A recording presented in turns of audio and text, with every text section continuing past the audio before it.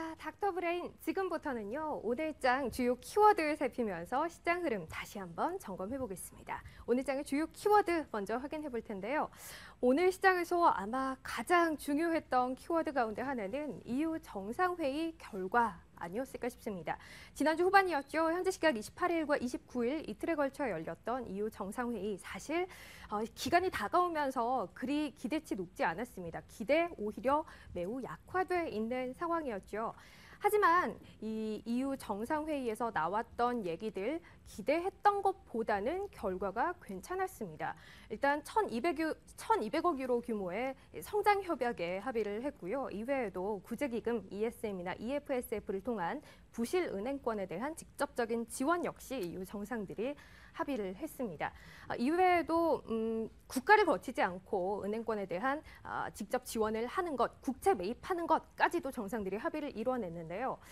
이에 대한 기대감 지난 금요일장 하지만 국내 증시 미리 좀 반영을 했습니다. 그래서 오늘 시장에 아무래도 좀 힘이 없었나 싶죠.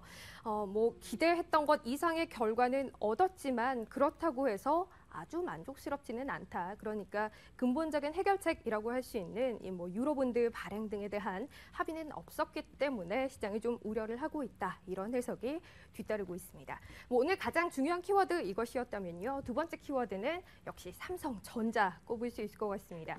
오늘 지수가 힘을 잃는 과정에서 아마 삼성전자의 움직임이 가장 특징적이었을 겁니다. 초반 상승 출발했던 지수가 힘을 빼는 과정에서 삼성전자 역시 급하게 하락으로 돌아서는 모습이었는데요. 오늘 삼성전자 초반 120만 원 선 넘어선 상황에서 거래 출발한 이후에 닷새 만에 반락하는 모습이었습니다. 마감으로 가면서 오히려 더 힘을 뺐죠. 오늘 외국인 기관 수급도 좋지 않았고요. 삼성전자 결국 2%대 약세로 거래를 마쳤습니다. 일부에서 이런저런 얘기들 뒤따릅니다. 물론 종목이 하락하고 나면 그 뒤에 덧붙는 이유들이 있게 마련인데요. 삼성전자 이번 주에 잠정 실적을 발표하게 돼 있습니다. 실적에 대한 기대가 높지 않은 상황에서 그간 나흘 연속 올랐던 부분에 대한 차익 매물이 나왔다. 이런 설명을 일단은 첫 번째로 붙고 있고요. 이외에도 미국에서 갤럭시 탭 10.1의 판매가 금지됐죠. 이어서 갤럭시 넥서스의 판매 역시 함께 금지가 됐습니다. 이것들 판매 금지됐다는 게 중요하다는 게 아니라 이후에 갤럭시 S3에 대한 애플의 판매 금지 가처분 소송 역시 있을 수 있다는 것이 삼성전자에 대한 우려감을 키우고 있습니다. 자, 일단 EU 정상회의 이후에 우려감이 다시금 좀 부각되면서 지수 힘받지 못했고요. 삼성전자 역시 약세로 들어섰습니다. 하지만 정유주는 계속해서 힘이 좋았습니다. 정유주 오늘 SK이노베이션, S-오일 그리고 GS 모두 다 상승 마감했죠. 1, 2%대 강세였습니다. 지난 주말 증시가 상승했을 뿐 아니라 원자재 가격 역시 일제히 큰 폭 뛰었는데요. 유가 8월 인더분 WTI 지난 주말 9%대 폭등했습니다. 이와 함께 최근 유가 하락하면서 실적에 대한 우려 샀던 정유주들 이제는 실적 좀 괜찮아지지 않을까 하는 기대감이 오늘 장에 반영이 됐고요. 이외 특징 주로는 두산그룹주 볼 수 있을 것 같아요. 두산그룹주 전반적인 턴어라운드에 대한 기대감 받으면서 특히 지주사 두산 주가가 오늘 아주 강한 흐름이었습니다. 오늘 장 키워드 살펴봤습니다.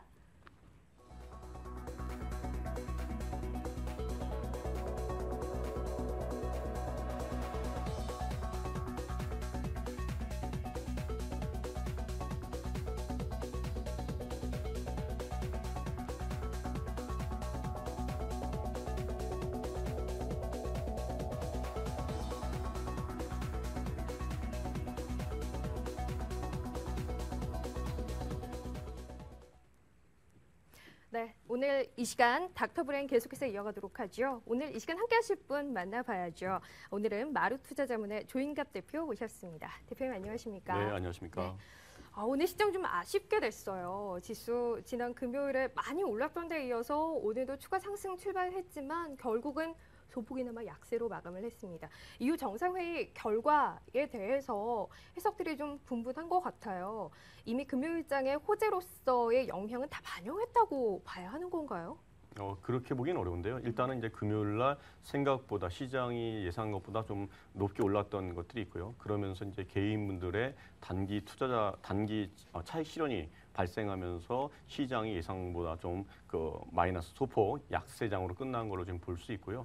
그러나 추세적인 흐름 자체는 여전히 아직까지는 지수 때 보면은 이제 바닥 국면이기 때문에 주 중반 이후로 갈수록 시장의 상승 동력은 아직도 살아있다고 말씀드릴 수가 있습니다.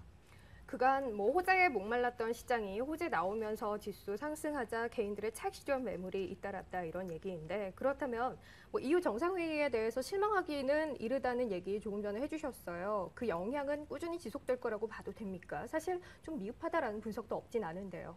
오히려 그분에 대해서는 이제 악재가 너무 시장에 과반영된 것이 아닌가 이렇게 좀 보고 있고요. 그런 측면에서는 이제는 이쪽 분야에서 긍정적 내용이 나온다면 긍정적인 내용이 오히려 시장 자체를 움직일 수 있는 가능성이 크다 이렇게 좀 말씀드릴 수 있고요. 지난번 이후 정상회의 보면은 큰 의미에서 이제 두 가지 의미가 부각됐다고 말씀드릴 수 있는데요. 첫 번째는 이제 단일 감독 기구가 만들어진 거고요. 두 번째는 이제 구제금융 그에 대한 은행 구제기금에 대한 은행을 직접 지원하는 그 방안인데요. 첫 번째로 본다 그러면은 EU 정상들은 유럽은행 단일 감독기구 설립뿐만 아니라 EFSF나 아니면 ESM을 통해서 유럽 구제 기금들을 통해서 직접 은행을 발행하는 겁니다. 따라서 이런 내용 자체는 예상치 못했던 호재라고 좀 볼 수 있고요. 그렇다 그러면 이렇게 좀 안정되면서 유럽 사태가 제대로 꼬인 실타래가 풀어간다 그러면 국내 증시를 비롯한 글로벌 증시 자체도 좀 긍정적으로 추가적으로 이어갈 개연성이 있다. 단지 이제 지난주 금요일 날 나온 단기 반등 때문에 개인분들의 차익 실현에서 오늘은 좀 좋지 않은 모습을 보인 것이지만 실망하기에는 좀 이르다고 말씀드릴 수가 있습니다. 꾸준히 시장을 끌어올릴 만한 재료로서의 영향력 EU 정상회의 결과 충분히 가지고 있다라고 얘기를 해주셨어요. 이제 그 안에 종목들의 흐름을 좀 봐야 할 텐데 오늘 저희 키워드에서 정유주 흐름 살펴봤습니다. 정유주가 흐름이 굉장히 강했어요. 지난 주말에 유가가 많이 올랐거든요. 정유주 시각 좀 바꿔도 되는 타이밍입니까? 정유주라든가 뭐 화학주, 그러니까 정유를 포함한 화학주 같은 경우는 이 대표적인 이제 중국주라 좀 말씀드릴 수가 있는데요. 중국 경기가 생각보다 좀 좋은 지표들이 좀 나온 것이 이렇게 좀 유가와 관련돼서 정유주를 올리는 모티베이션 어떤 계기가 되었다 이렇게 좀 말씀드릴 수 있고요. 6월날 중국의 NBS 제조업 PMI 지수죠. 이걸 보면은 50.2입니다. 따라서 전월에 보면은 50.4로서 0.2포인트 간당 좀 하락했지만 시장 예상했던 것들은 50포인트 이하로 봤었거든요. 그렇다면 시장의 기대보다는 좀 양호한 모습을 보였다 이렇게 말씀드릴 수 있고요. 이렇게 시장보다 양호하다 보니까 앞으로 중국 경기가 하방 경기성을 갖고 앞으로 개선될 개연성이 높다. 그렇다 그러면 그에 따른 수요로 정유라든가 뭐 어떤 화학이라든가 이런 것들에 대한 수요가 좀 살아나면서 그쪽 관련된 업종들도 수혜를 볼 수 있는 그런 기대감들이 현재 주가에 반영되고 있다고 지금 말씀드릴 수 있고요. 특히 단기적으로 낙폭 과대하기 때문에 그런 것들에 대한 기대감들이 좋다. 그래서 재밌는 것이 삼성전자 같은 경우는 사실 2분기 실적 자체도 안 좋은 게 아닙니다. 훨씬 좋죠, 화학보다. 그렇지만 거기에 그 삼성전자에 따른 기대감은 워낙 높았는데 높다 보니까 이것이 예상보다 좀 낮아지면서 오히려 실적이 좋은 삼성전자가 오늘같이 조정을 좀 크게 보이는 거고요. 화학주 같은 경우는 기대감이 워낙 낮았는데 또는 정유주는 워낙 기대감이 낮았는데 의외의 변수값들이 나오면서 정유주에 대한 기대치가 형성되면서 주가가 올라서 시장 자체가 굉장히 재미있게 움직이는 형국이 현재 형국이라고 말씀드릴 수 있고요. 그 연장선에서 정유주를 해석하시면 좀 더 재미있게 이해할 수 있다고 말씀드릴 수가 있습니다.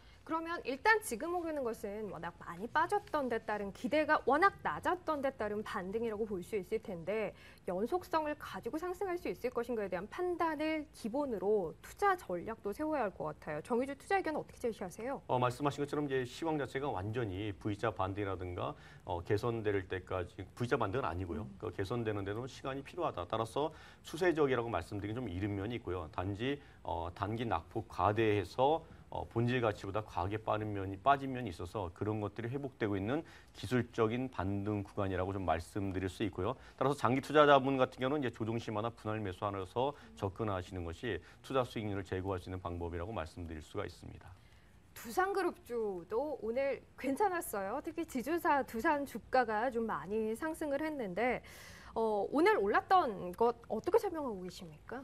일단 두산이 그 형식적으로는 이제 모회사 기능이고 실질적으로 두산중공업이 이 모회사 기능을 갖고 있는데요. 어쨌든 두산중공업과 두산인프라코와 같이 계열사들이 내용 자체라든가 호재성 재료가 발표되면서 주두산이 좀 가장 많이 올랐던 모습이 오늘의 모습이다 이렇게 말씀드릴 수 있고요. 두산중공업 같은 경우는 호재 내용이 뭐였냐면 중국과 일본이 원전의 발전 건설 및 가동을 재개함으로써 단기적인 모멘텀이 생겼다 이렇게 좀 말씀드릴 수 있는데요. 중국은 현재 15기의 그 원전을 가동 중인데요. 26개의 원전을 건설하려고 지금 계획하고 있습니다. 이런 것들이 좀 알려지면서 단기 호재가 좀 작용했고요. 이 외에도 일본 같은 경우가 후쿠이현이나 이쪽에서 원전이 3호기와 4호기가 있는데 재가동을 결정했다 하면서 이런 것들이 좀 더 구체적인 캐탈리스트가 되었다고 좀 말씀드릴 수 있습니다. 이것 말고도 두산인프라코 같은 경우는 이제 저희가 알다시피 대표적인 중국 관련주인데 중국 관련주가 아까 말씀드렸다시피 PMI가 생각보다 시장이 기대했던 것보다 개선되면서 두산인프라코도 동반 상승했고요. 이렇듯 계열사들이 형식적인 계열사들이 상승하면서 주두산이 가장 많이 상승하는 모습을 보이는 것이 오늘 하루의 특징적 내용이 있다고 정리해 볼 수가 있습니다. 앞서 정유주와 같은 질문 드려야 할 것 같아요. 기술적인 반등 이상의 의미 갖겠습니까? 아직은 기술적인 반등 의미가 좀 크고요. 실적으로 연결되려 그러면은 정유화학이라든가 이렇게 기계들도 좀 시간이 좀 필요하다. 따라서 단기 낙폭이 과대했던 화학이나 정유나 이 기계 쪽은 기술적인 측면으로 보시는 게 맞고 단지 이제 장기적으로 접근하실 분들은 조종마다 여전히 내용 자체나 어떤 시장 점유율 같은 것, 그다음에 사업의 개별 갖고 있는 특징들은 여전히 훌륭한 회사들이기 때문에 장기적인 접근으로 한다 그러면 결코 나쁘진 않다고 말씀드릴 수가 있습니다. 마지막 키워드 오늘 시장에서 EU 정상회의 다음으로 가장 무게감 있었던 이슈가 아닌가 싶습니다. 삼성전자 종목의 흐름인데요. 삼성전자 오늘 120만 원 선 하루 만에 내줬습니다. 2%대 약세로 마감을 했고요. 흐름 어떻게 파악하세요? 오늘 같은 경우는 이제 아시다시피 미국 법인인 갤럭시 넥서스 판매 금지 처분이 가처분 명령이 좀 내렸습니다. 그러면서 그에 대한 단기 우려감들이 발생하면서 주가 조정이 발생했는데요. 이로 인해서 이제 시장에서 우려한 것들은 갤럭시 X3에 대해서도 이 판매 금지 가능성이 있는 것이 아닌가 이렇게 그 예상을 좀 하고 있는 것 같고요. 이렇게 특허 전쟁으로 나가면서 삼성전자에서 가장 실적을 잘 내고 있는 이 핸드폰 쪽, 또 스마트폰의 매출이나 이게 꺾일 수 있는 면이 좀 없지 않아 있는가 하는 그 우려감이 작용했는데요. 제가 볼 때는 약간 기우에 가깝다고 말씀드릴 수 있고요. 오히려 이렇게 삼성전자가 실적이 좋은 또 2분기 실적 자체도 굉장히 좋을 거로 보고 있는데요. 기대감 좀 낮아주세요. 그렇다 그러면 이렇게 조정받을 때가 언제나 매수 기회를 준다고 좀 말씀드릴 수가 있습니다. 삼성전자 실적 얘기하셨으니까요. 이번 주 삼성전자 2분기 실적 잠정치 발표되면서 2분기 어닝 시즌 이제 출발을 할 텐데 말씀하신 대로 수준 자체는 높습니다. 하지만 기대가 좀 많이 낮아져 있어요. 어느 정도 현재 컨센서스 모이고 있습니까? 지난달이었죠. 그러니까 6월 달에는 컨센서스가 한 그 2분기 영업이 한 7조대 원 정도를 7조대 원 전후를 이제 형성할 거로 이제 기대했었는데요. 최근에 나오는 리포트에 의하면 이제 6월 말이라든가 아니면 이제 7월 달에 내용이 발표되는 내용들을 좀 보면요. 6조대 6.8조, 6조 한 8천억 정도 이 정도 전후로 좀 낮아지고 있다. 그래서 금액이나 퍼센트 자체는 게 크진 않습니다. 크진 않지만 어쨌든 7자리가 없어지고 6자리대로 들어갔다는 것이 좀 상징적 의미가 있고요. 그러면서 기대감이 낮아지면서 이런 내용들, 특허 전쟁 관련된 내용이 나오면서 기술적인 조정을 오늘 단기적으로 보였다 이렇게 말씀드릴 수 있는데요. 연간으로 보면 한 27조를 육박하고요.